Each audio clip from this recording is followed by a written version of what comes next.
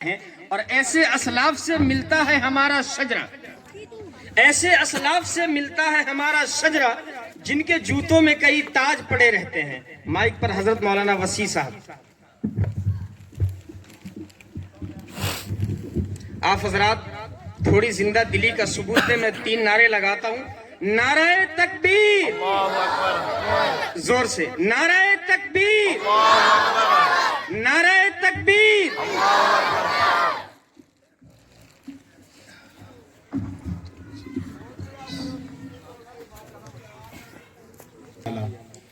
ونشهد أن لا إله إلا الله وحده لا شريك له ونشهد أن سيدنا ومولانا محمدا عبده ورسوله أما بعد۔ میرے بھائیوں اور بزرگوں، جیسا کہ ابھی بتایا گیا، میں اپنے کچھ ساتھیوں کے ساتھ یو پی کے ضلع مظفر نگر کی ایک بستی پھلت سے حاضر ہوا ہوں۔ پھلت حضرت مولانا کلیم صدیقی دامت برکاتہم کا وطن ہے۔ ہم لوگ وہاں ان کے ادارے میں کام کرتے ہیں اور وہاں سے میری حاضری ہوئی ہے۔ اس کے سلسلے میں اس سے پہلے 1.5-2 منٹ میں ایک چھوٹا سا اعلان کرنا چاہتا ہوں۔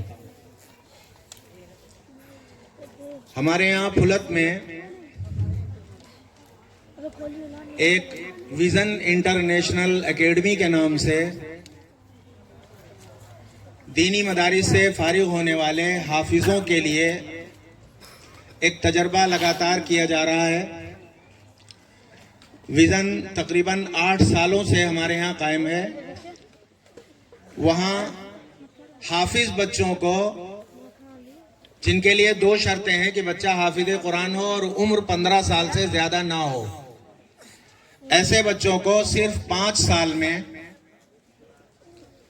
CBSE بورڈ سے، سینٹرل گورنمنٹ کا ادارہ ہے، آپ سب جانتے ہیں، تعلیم کا کم سے کم اس ملک میں سب سے معیاری اداروں میں دوسرے نمبر کا ادارہ ہے۔ CBSE بورڈ سے 12ویں کلاس کی تعلیم مکمل کرائی جاتی ہے۔ یہ تجربہ تقریباً 8 سالوں سے لگاتار کیا جا رہا ہے۔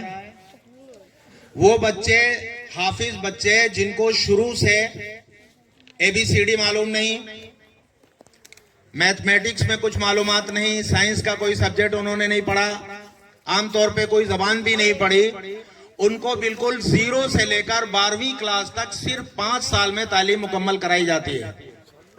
پہلے سال میں 8ویں تک کا سسٹم ہے، اس کے بعد 9ویں 10ویں 11ویں 12ویں کا انتظام کیا گیا ہے۔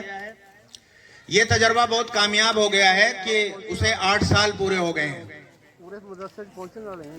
اس ادارے میں اس سال کا جو ہمارا ابھی کا رزلٹ تھا، اس میں ہمارے ٹاپر بچے نے 96.2% نمبر حاصل کیے، عبدالاول نے، اور سب سے کم جو نمبر آئے ہیں وہ 70% سے اوپر ہیں، 70 سے نیچے کوئی نہیں آیا۔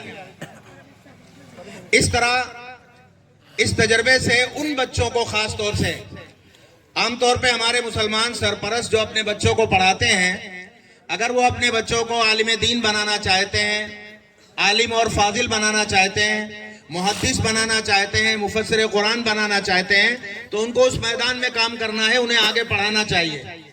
لیکن حافظ بچوں کی ایک بڑی تعداد ایسی ہوتی ہے جو آگے وہ کسی اور میدان میں نہیں جاتے، یا ان کے والدین ان حافظ بچوں کو عصری تعلیم کے میدان میں، ماڈرن ایجوکیشن کے میدان میں لے جانا چاہتے ہیں۔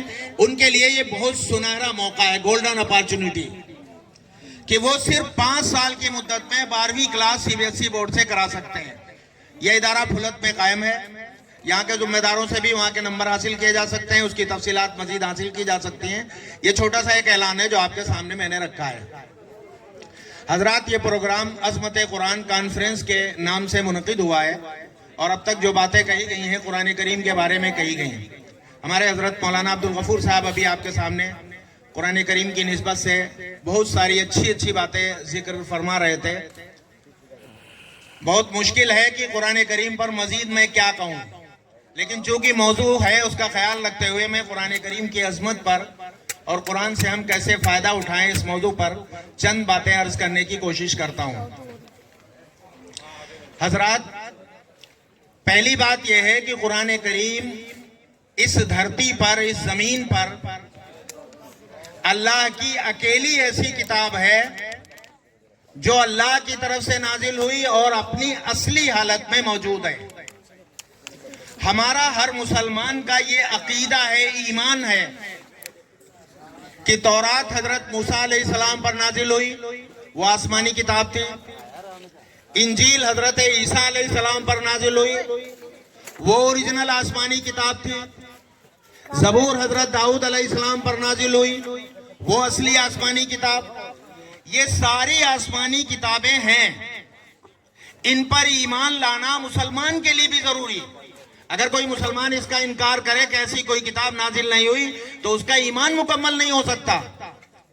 لیکن یہ تمام کتابیں، تورات ہو، زبور ہو، انجیل ہو، یہ ساری کی ساری کتابیں اب اصلی حالت میں موجود نہیں ہیں۔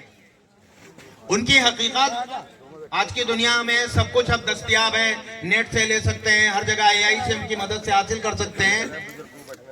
تورات کا حال یہ ہے جو موسیٰ علیہ السلام پر نازل ہوئی تھی، وہ جس زبان میں نازل ہوئی تھی، عبرانی زبان میں، جس کو آپ کہتے ہیں ہیبرون لینگویج، وہ زبان ہی دنیا میں 2000 سال تک دنیا سے مٹی رہی۔ اسرائیل بننے کے بعد وہاں کے لوگوں نے کوشش کی کہ ہماری پرانی زبان کسی طرح زندہ ہو جائے، تو نئے سرے سے ایک زبان انہوں نے ڈیولپ کی۔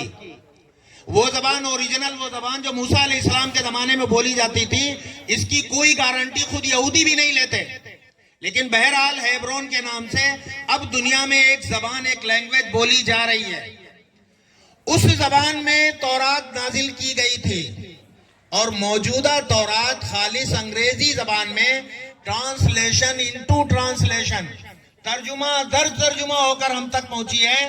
ظاہر ہے موسیٰ علیہ السلام کو پتھر کی 10 تختیوں پر لکھی ہوئی جو تورات عطا کی گئی تھی، اس کا کوئی اوریجنل حصہ خود یہودیوں کے پاس کہیں موجود نہیں۔ یہودیوں کا کوئی عالم بھی دعویٰ نہیں کرتا کہ ہمارے پاس اوریجنل تورات موجود ہے۔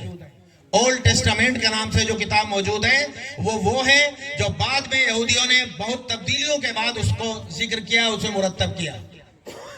زبور کا حال یہ ہے کہ اولڈ ٹیسٹامنٹ کا، تورات کا ایک باب زبور ہے، جس میں کچھ گانے ہیں، کچھ ترانے ہیں، کچھ نظمیں ہیں اللہ کی عظمت اور بڑائی کے بارے میں۔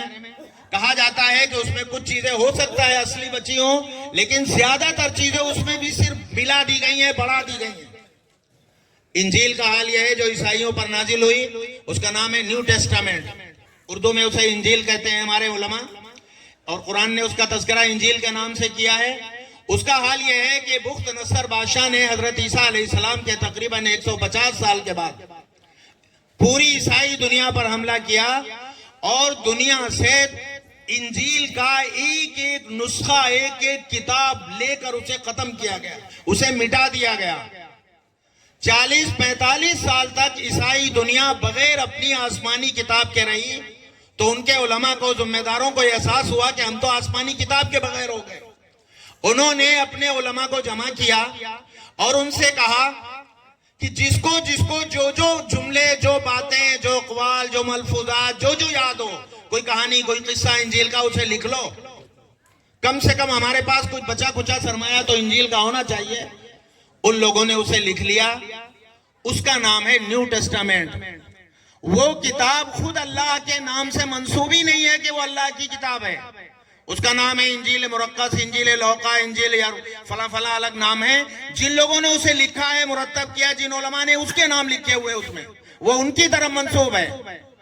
آپ محسوس کیجئے میرے بزرگوں، کتنی بڑی عزت کی، ہمارے لیے عظمت کی بات ہے کہ ان کے پاس بھی آسمانی کوئی کتاب موجود نہیں، لیکن مسلمانوں کے پاس قرآن کریم اپنی اصلی حالت میں 1400 سال پہلے محمد عربی صلی اللہ علیہ وسلم کے قلب مبارک پر جبرائیل امین کے واسطے سے جس طرح کتاب قرآن مجید نازل ہوا تھا، ایک نقطے کی، ایک زبر زیر کی، ایک لفظ کی کمی بیشی کے بغیر آج تک اسی حالت میں ہمارے پاس موجود ہے۔ یہ ہمارے لیے بہت بڑی بات ہے، بڑے فخر کی بات ہے کہ دنیا میں مسلمان واحد امت ہے، اکیلی قوم ہے جن کے پاس ان کی آسمانی کتاب بالکل اصلی حالت میں موجود ہے، جس میں ایک لفظ کی کوئی تبدیلی نہیں ہوئی۔ اس سلسلے میں ایک واقعہ ہے، آپ کے سامنے پیش کرتا ہوں، اس سے اندازہ کیا جا سکتا ہے کہ قرآن کو کیسے بچایا گیا ہے ایک ایک حرف کی تبدیلی سے۔ قرآن کریم کی ایک سورت ہے سورۃ الکہف، 15ویں پارے کی سورت کا نام ہے سورہ کہف۔ سورہ کہف میں ایک تذکرہ ہے موسیٰ اور خضر علیہ السلام کا۔ حضرت موسیٰ اللہ کے جلیل القدر پیغمبر ہیں، انہیں ایک موقع پر اللہ تعالیٰ نے حکم دیا کہ تم جاؤ اور کچھ دنوں کے لیے خضر کے ساتھ رہو، ان سے کچھ باتیں سیکھو۔ وہ حضرت خضر کے ساتھ گئے، تین واقعات اس میں پیش آئے اس دوران۔ ان میں ایک واقعہ یہ ہے کہ موسیٰ اور خضر ایک نئی بستی میں داخل ہوئے، لمبا سفر کر کے آئے تھے، بہت تھکے ہوئے تھے، انہیں بھوک لگ رہی تھی، کھانے کی ضرورت تھی۔ انہوں نے بستی کے لوگوں سے کھانا مانگا۔ قرآن نے ذکر کیا ہے فَاسْتَطَعْمَا أَهْلَهَا، انہوں نے وہاں کے لوگوں سے کہا کہ ہمیں کھانا کھلاؤ، کھانے کا انتظام کرو۔ بستی کے لوگوں نے کھانا کھلانے سے انکار کر دیا۔ قرآن کہتا ہے فَأَبَوْا أَن يُضَيِّفُوهُمَا، انہوں نے انکار کر دیا ان کی ضیافت کرنے سے، ان کو کھانا کھلانے سے منع کر دیا کہ ہم نہیں کھلاتے۔ اللہ کا اپنے دور کا جلیل القدر پیغمبر اور خضر جیسا آدمی، ایسے بڑے لوگ کسی بستی میں جائیں اور بستی کے لوگ کہہ دیں ہم نہیں کرتے تمہاری مہمان نوازی، یہ کتنی بڑی بات تھی۔ لیکن انہوں نے کھانا نہیں کھلایا۔ وہ آگے پہنچے تو ایک دیوار تھی جو گری جا رہی تھی۔ خضر نے یہ کیا کہ اس دیوار کو، اللہ نے خضر کو ایسی ہی طاقتیں دے رکھی تھی کہ ان کی بنیاد پر انہوں نے اس دیوار کو اپنے ہاتھوں سے درست کیا تاکہ وہ دیوار گرنے نہ پائے۔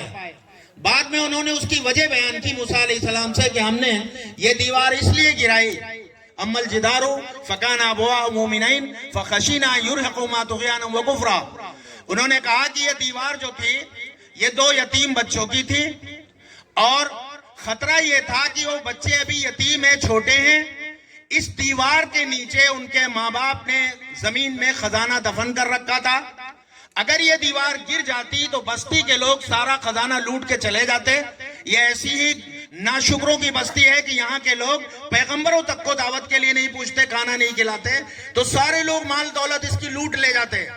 اس لیے اللہ کی طرف سے خضر کو بھیجا گیا کہ جاؤ اس دیوار کو ایسے صحیح کر دو کہ یہ اب ایک مدت تک نہ گرے، اور جب یہ بچے بڑے ہو جائیں گے تو اپنا خزانہ خود نکال لیں گے۔ اس کے لیے وہ دیوار سیدھی کرائی گئی۔